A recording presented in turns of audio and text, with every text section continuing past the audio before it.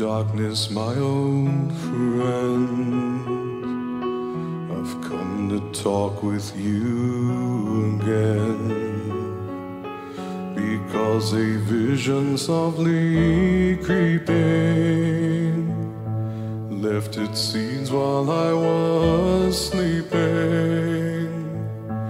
And the vision that was planted in my brain still remains within the sound of silence. In restless dreams I walked alone, narrow streets of cobblestone, neath the halo of a street lamp. I turned my collar to the cold and damp, when my eyes were stared by the flash of a neon light that split the night and touched the sound of silence. And in the naked light I saw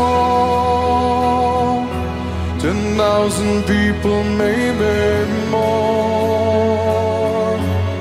People talking without speaking, people hearing without listening, people writing songs and voices never shared, and no one dared disturb the sound of silence.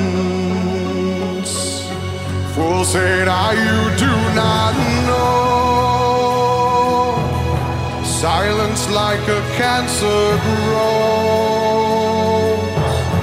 Hear my words that I might teach you, take my arms that I might reach you,